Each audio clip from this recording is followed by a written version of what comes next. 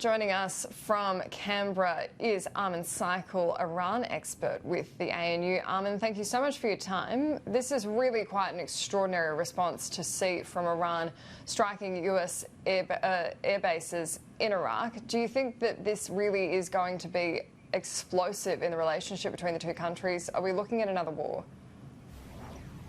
I think it has become very explosive, and I think the stage is set really for a major confrontation because President Trump has said before and promised that he will retaliate, and he will retaliate disproportionately.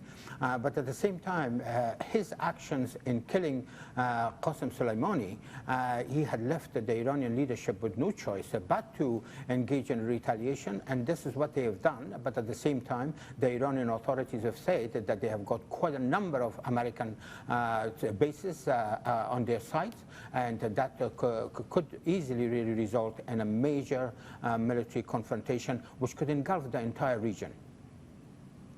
Just how significant, for those who haven't been following this closely, how significant was this killing of the top Iranian general? Most of us had never heard of him, but this has been huge news in Iran since he was killed. Yeah, General Qasem Soleimani was one of the very most powerful commanders, as well as Iranian figures, particularly after the Iranian Supreme Leader Ayatollah Ali Khamenei. He was very much endeared actually by the Supreme Leader, and he was very well known in Iran as well as in the region.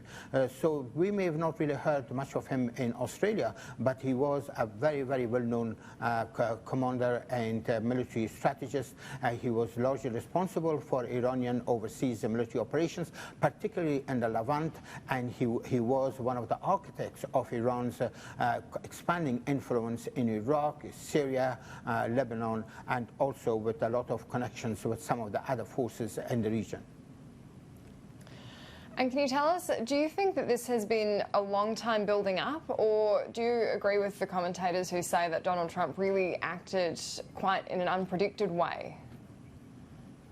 Well, it has been building up in a sense that it was President Trump that withdrew the United States from the landmark multilateral Iran nuclear agreement that is in 2017, and he imposed very harsh sanctions, unprecedentedly harsh sanctions on Iran, which have halted even the export of Iranian oil. The Iranians have been trying to break out of this economic siege and the political siege that the United States has imposed on the country, but at the same time the Iranians have been very careful not to engage in a military confrontation with the United States. And of course both sides up to this point had said that they don't want a war, and even now President Trump says that I don't want a war, but I want to finish a war.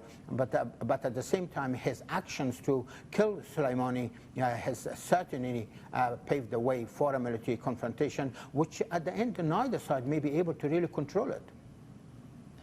One thing that one of our other experts, Joe Siracusa from RMIT, flagged this morning was that the real threat could be a cyber attack from Iran, because they can't match the US in their military capability, but they could certainly target some pretty serious assets through the internet. Do you think that's a likely retaliation, given that we don't see the same nuclear capability from Iran?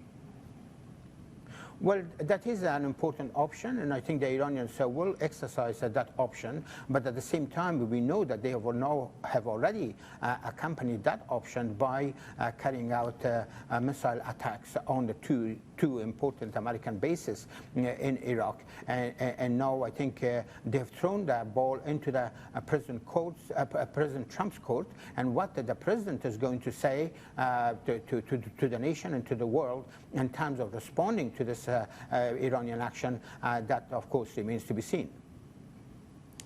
Amin Saikal, thank you so much for your commentary on this breaking news out this morning.